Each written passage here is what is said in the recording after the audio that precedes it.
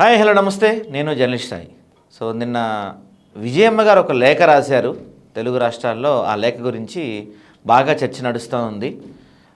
First ఏమో ఆస్తి పంపకం జరగలేదని రాశారు. తర్వాత ఏమో ఒకవేళ ఆస్తి పంపకం జరిగితే రాజశేఖర రెడ్డి గారు నలుగురు మనవలకి అంటే మనవరాలకి పంచాలనుకున్నారని రాశారు.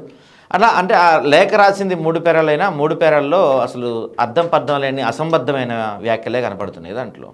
అసలు లేఖ ఎందుకు రాయాల్సి వచ్చింది, అసలు దాని వెనక జరుగుతున్న పరిణామాలు ఏంటి, ఇలాంటివన్నీ కూడా మనతో మాట్లాడటానికి అడ్వకేట్ శ్రీదేవి గారు ఉన్నారు. మాట్లాడదాం. నమస్తే మేడం.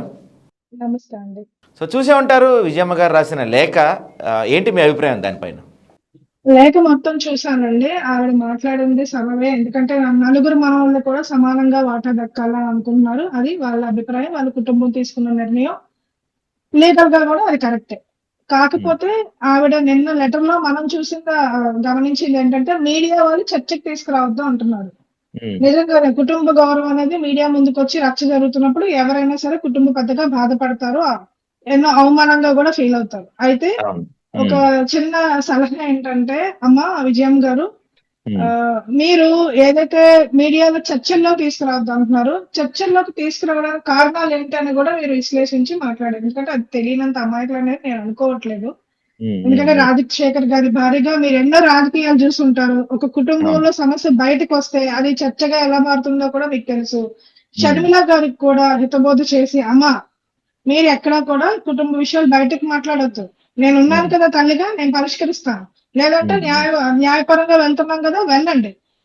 ఇద్దరు నేనున్నంత వరకైనా కూడా సవ్యంగా చక్కగా అన్న చెల్లెలు కలిసి ఉండండి అని కోరుకుంటారని, అలా మాట్లాడతారని, అలాగే షర్మిల గారికి కూడా హితబోధ చేస్తారని మనస్ఫూర్తిగా కోరుకుంటున్నాను. ఎందుకంటే ఇది అనవసరంగా అక్కడ ఇటు కాంగ్రెస్ ప్రభుత్వానికి కూడా కానివ్వండి, ఇటు వైఎస్ఆర్సీపీ ప్రభుత్వానికి కానీ అనవసరమైన పార్టీలకు గాని, అలాగే రాష్ట్ర ప్రజలకు కూడా అనవసరమైన చర్చ ఇదంతా కూడా.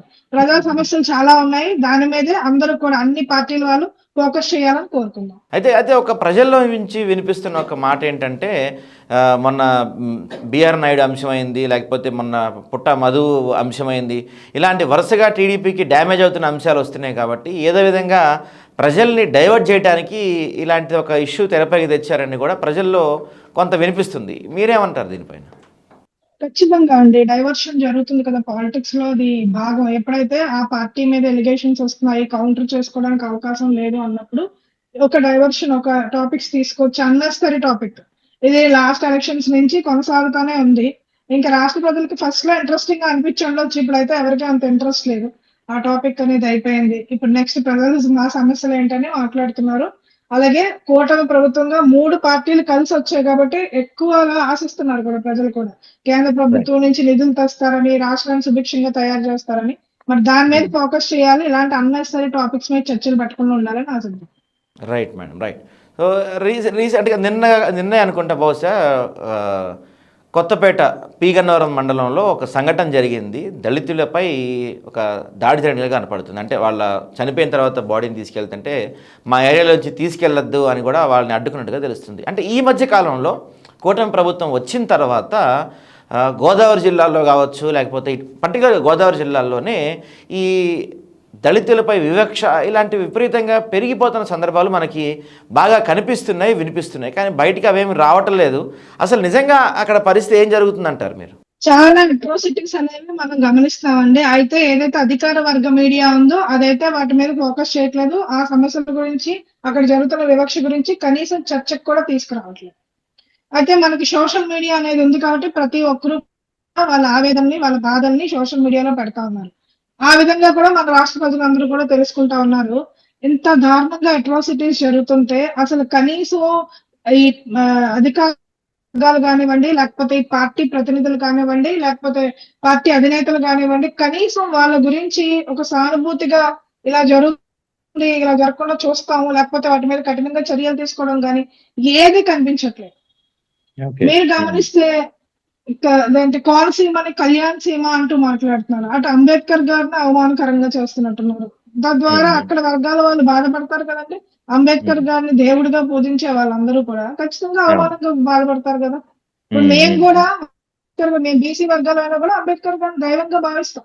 ఎందుకంటే అందరికి ఈక్వాలిటీ వచ్చిందంటే ఈ రోజున చక్కగా చదువుకోగలుగుతున్నాం అంటే అవకాశాలు పొందుతున్నాం అంటే ఆయన వల్లే కదా. మరి అవును. ఆయన అవమానించిగా మాట్లాడడం, అలాగే ఒక వర్గం వాళ్ళు పదే పదే అంటే అధికారం రాగానే పదే పదే కింద వర్గాల వాళ్ళ మీద దాడులు చేయడం అనేది పరిపాటి అయిపోయింది. ఉమ్, ఉమ్, ఖచ్చితంగా ఉమ్. ఇదంతా కూడా క్వశ్చన్ చేయాలండి.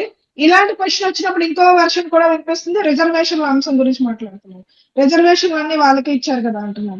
కేవలం ఒక ప్రభుత్వ ఉద్యోగం, ఇప్పుడు ప్రభుత్వ ఉద్యోగాలు ఎన్ని ఉన్నాయంటే అన్ని లిమిట్ చేస్తారు కదా, ప్రైవేటీకరణ జరిగిపోతుంది కదా. అవును. ప్రభుత్వం అంటే మన అంటే మనకి రిజర్వేషన్ ఎప్పటి నుంచి వచ్చింది? స్వతంత్రం వచ్చిన తర్వాత నుంచి వచ్చింది.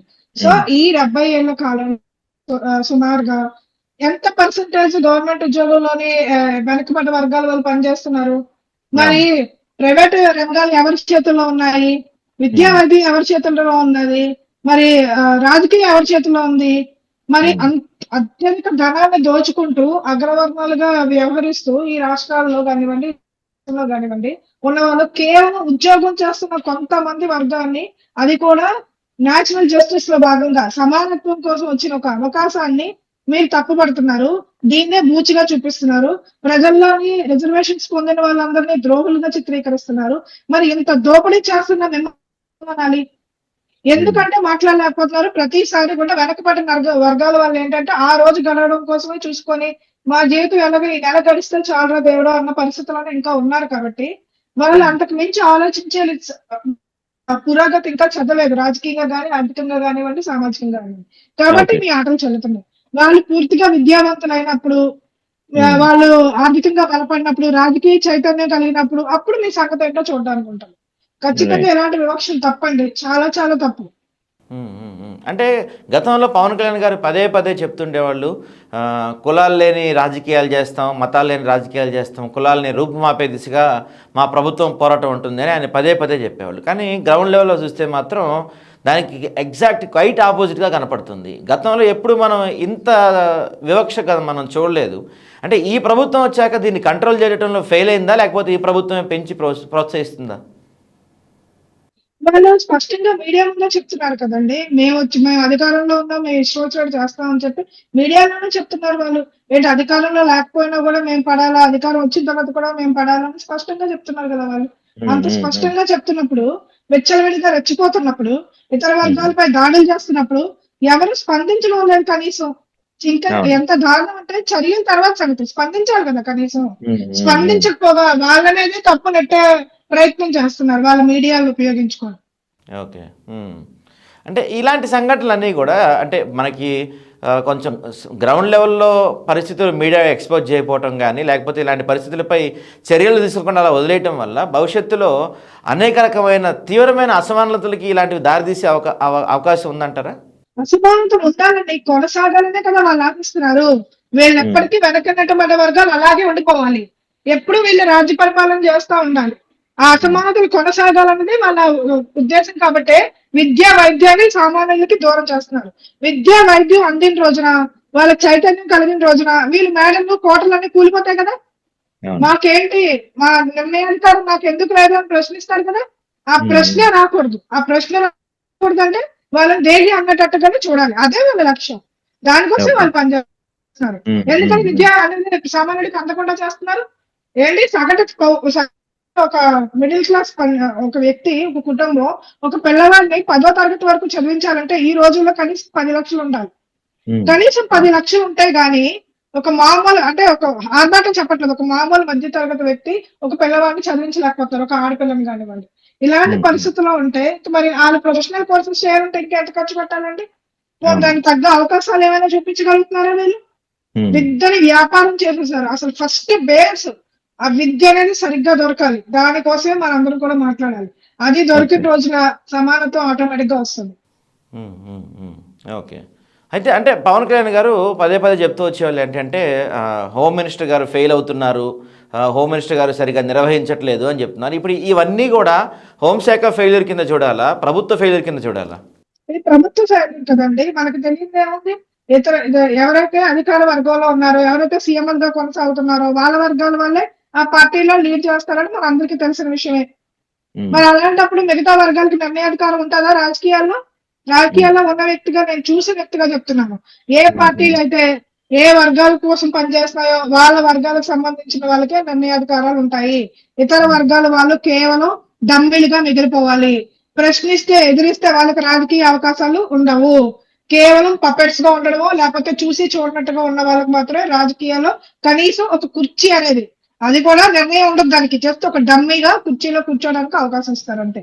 ఇంకా అలాంటప్పుడు మనం పెద్దగా ఆమెని విమర్శించాల్సిన అవసరం లేదు. ఎందుకంటే ప్రతిసారి ఎవరొకరి మీద నిజానికి పాపం ఆ వెనకబడ్డ వర్గాల వాళ్ళు ఇలా నిందలు మోయడానికి మిగిలిపోతున్నారేమో అనిపిస్తుంది రాజకీయాల్లో.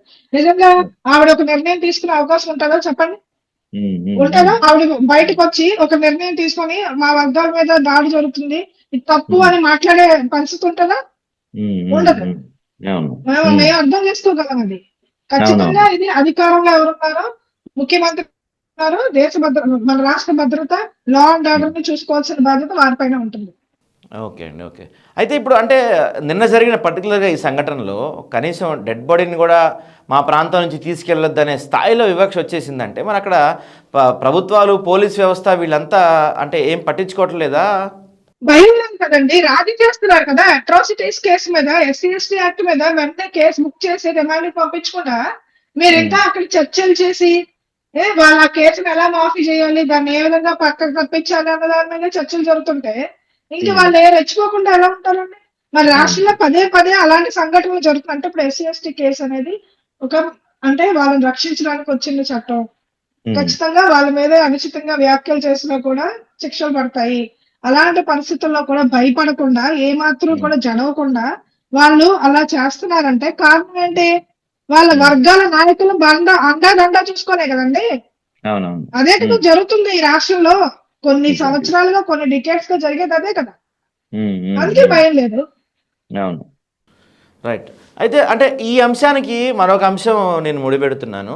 నిన్న మొన్న గరికపాటి నరసింహారావు గారు ఒక వీడియో వైరల్ అయింది, బహుశా మీరు చూసే ఉంటారు ఆ అంశం.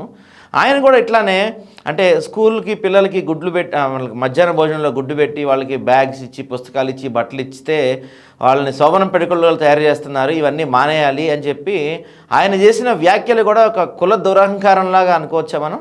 అగ్రవర్ణాల్లో పుట్టిన వాళ్ళకి, అగ్రవర్ణ భావజాలంతో పెరిగిన వాళ్ళకి, కింద సమానత్వం కోసం పోరాడుతున్న వాళ్ళకి, అణచివేత గురైన వాళ్ళ యొక్క బాధ, ఆవేదన ఎప్పటికీ అర్థం కాదండి. వీళ్ళ ఆవేదన వాళ్ళు అర్థం చేసుకోలేరు. కేవలం అది మాటల వరకే పరిమితం. అది ఎవరైతే అనుభవిస్తున్నారో, అన్ని రంగాల్లో ఎవరైతే ఆ వివక్షకు గురవుతున్నారో వాళ్ళకి మాత్రమే స్పష్టంగా తెలుస్తుంది. ఆయన ఈ రోజున మాట్లాడిన మాటలు ఎంత సిగ్గుచేటండి. చిన్న పిల్లలకి భోజనం కల్పించడం రాష్ట్రం బాధ్యత కాదా? రాజ్యాంగంలో హక్కు కాదా అది? ఆ హక్కును కూడా మీరు ప్రశ్నిస్తారా? ఆ హక్కును కూడా మీరు ఎగతాళి చేసి మాట్లాడతారా? మరి ఈ రోజున వెనకబడ్డ వర్గాల వాళ్ళకి విద్య సవ్యంగా అందాలి కదా, పౌష్టిక ఆహారం అందాలి కదా. మరి అందాలంటే కనీసం ఎంత ఎంత పర్సెంటేజ్ మాక్సిమం ఒక సగటు పౌరుడు ఏమాత్రం సంపాదించుకోగలిగిన వారైనా సరే కష్టపడి ప్రైవేట్ స్కూల్ కి పంపిస్తున్నారు. ఇంకా అది కూడా అవకాశం లేని వాళ్ళు మాత్రమే గవర్నమెంట్. ఇది వాస్తవం, ఇది వాస్తవం, నేను అబద్ధం చెప్పట్లేదు. అది కూడా అంటే ఆ స్కూల్ ఫీజు కూడా కట్టుకోలేని వాళ్ళు మాత్రమే ప్రభుత్వ పాఠశాలకు పంపిస్తున్నారు. అంటే వాళ్ళు కొంచెం పేదరికంలో ఉన్న వాళ్ళే కదా. వాళ్ళు చక్కగా భోజనం పెట్టి వాళ్ళకి చదువు చెప్పిస్తే ఏమైపోతుందండి? ఏం నష్టం జరిగిపోతుంది? ఇంత దోపిడీ జరుగుతుంది కదా.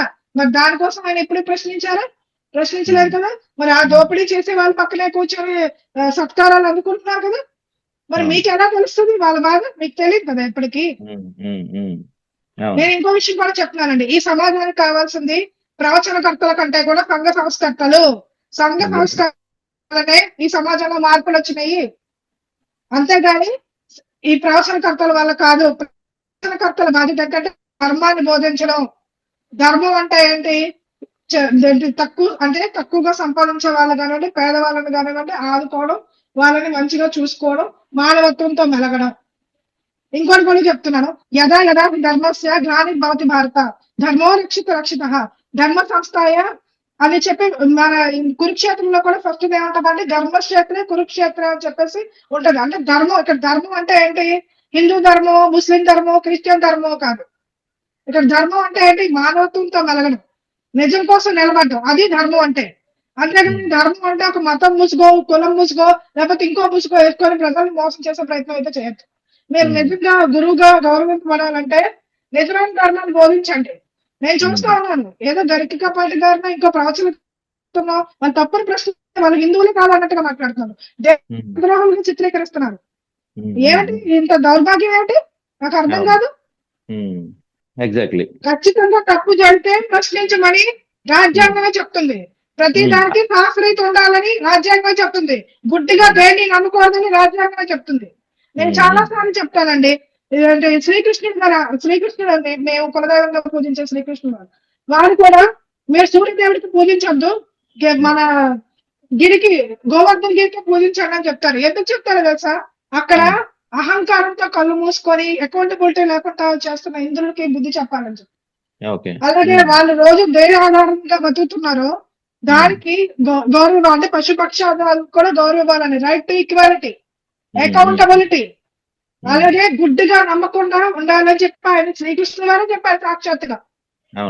నిజమైన ధర్మాన్ని బోధించ, అంతేగాని శ్రీకృష్ణుడు వారు ఎప్పుడు కూడా అదంటే అంటరాంతనం బోధించలేదు. కులగణం అనేది వృత్తి ఆధారంగా అది సోషల్ అంటే ఒక స్ట్రక్చర్ లో భాగంగా చేస్తారు కానీ పుట్టుకతోనే కులం చెప్పలేదు ఆయన. పుట్టుకతోనే కులం ఏంటి? అది ఎంత దారుణం అండి. చర్చ వరకు అండి నువ్వు అంటరాని వచ్చి వస్తారా? ఎంత అమానుషం అది. ఎంత డబ్బు అయితే సంపాదించుకుంటారండి ఒక వ్యక్తి, డబ్బు లేకపోతే డబ్బు సంపాదించుకుంటాడు. నువ్వు కులంతోనే తక్కువగా పుట్టాలంటే వాడు ఏం చెయ్యాలి? ఖచ్చితంగా ఎలాంటి వాటిని ప్రశ్నించాలి. మీరు సభ్యంగా గౌరవం చేసినంత వరకు మీకు గౌరవిస్తాం. మీరు మాత్రం ఇలాంటి పలుచుబారిన మాటలు మాట్లాడినా, ప్రజల హక్కులకి విఘాతం కలిగించే మాటలు మాట్లాడినా, రాజ్యాంగానికి వ్యతిరేకంగా మాట్లాడినా బరాబర్ ప్రశ్నిస్తాం. ఎంత ద్వారైనా సరే ప్రశ్నించమని మాకు రాజ్యాంగం ఇచ్చిన హక్కు. ఎగ్జాక్ట్. అయితే అసలు అసంబంధంగా ఇప్పుడు అవసరం లేదు, పిల్లలకి ఒక పూట భోజనం పెడతాం వల్ల ఒరిగిపోయేదేం లేదు, పోయేదేం లేదు, అనవసరంగా ఇలాంటి టాపిక్ ఎందుకు ఆయన ఈ మధ్య మాట్లాడుతున్నారు? మొన్న కూడా ఆంధ్ర రాష్ట్రం పేరు తీసేసి పెడదామన్నారు. మెప్పు కోసం, పార్టీ నాయకుల మెప్పు కోసం, వాళ్ళు ఇచ్చే సత్కారాల కోసం, వాళ్ళు కప్పే సాలువాల కోసం, అంతకు మించి ఏముంది చెప్పండి? లేదు కదా. లేకపోతే ఏదైనా పోస్ట్ ఇస్తారేమో తెలియదు కదా మనకి. మరి ఈ రాష్ట్రంలో కానివ్వండి, దేశంలో కానివ్వండి, ప్రజల కోసం పనిచేస్తే ఏ పోస్ట్ ఉండదు, వాడికి ఏ గౌరవం ఉండదు, వాడు కేసులు పాలవుతాడు, వాడు జైలుతో తిరుగుతాడు, వాడు ఇబ్బందులు పడతా ఉంటారు, మనం చూస్తానే ఉన్నాం. అదే ఇలాంటి వాళ్ళకి ఈజీ కదా, భజన చేసిన వాళ్ళకి ఎప్పుడు ఈజీ కదండి, కష్టపడే వాడికి కష్టం కదా. అదే జరుగుతుంది ఇక్కడ కూడా. అయితే మేడం, అయితే ఈ మధ్య కాలంలో అంటే ఈ మూడు అంశాలు కలిపి మాట్లాడదాం మనం ఒకసారి. ఆంధ్ర రాష్ట్రంలో చూసుకుంటే ఈ మధ్య కాలంలో ఎన్నడూ లేని స్థాయిలో మతాల గురించి, కులాల గురించి చర్చ వస్తుంది. మండలి స్థాయిలో లేకపోతే ఇలాంటి స్థాయిలో కూడా ఈ కులాల గురించి చర్చ వస్తుంది. ఓ పక్కన చూస్తే దళితుల పైన విపరీతమైన వివక్ష కనపడుతుంది. ఓ పక్కన ఇలాంటి ప్రవచనకర్తలు కూడా కొంచెం అలాంటి మాటలే మాట్లాడుతున్నారు. ఎందుకు అంటే ఒక పక్కనేమో రాష్ట్రంలో ఉద్యోగాలు లేవు, పెద్దగా పెట్టుబడులు రావట్లేదు, రాష్ట్రం పరిస్థితి ముందుకెళ్లాల్సిన వెనక్కి వెళ్తున్న పరిస్థితి ఉంటే ఇలాంటి సంఘటనలు అంటే కులాల వివక్షలు, మతాల వివక్షలు ఇలాంటివన్నీ ఎందుకు ఆంధ్రాలో ఎక్కువ వినపడుతున్నాయి ఈ మధ్యకాలంలో? ఎందుకంటే నిజంగా సమస్యని పరిష్కారం చేయడం చేతకాలే మతం ముసుగు, కులం ముసుగు వేసుకుంటారండి. సమస్యని పరిష్కారం చేయగలిగే వాడు ఎప్పుడు కూడా కులం ముసుగు, మతం ముసుగు వేసుకోరు.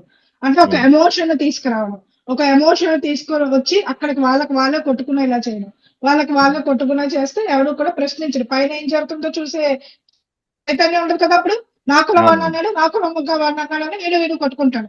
అందుకు మించి ఇప్పుడు ఎక్స్ట్రాగా ఇంకో లేయర్ యాడ్ చేశారు మతం. మత కోణం ఎందుకు తీసుకొచ్చారు?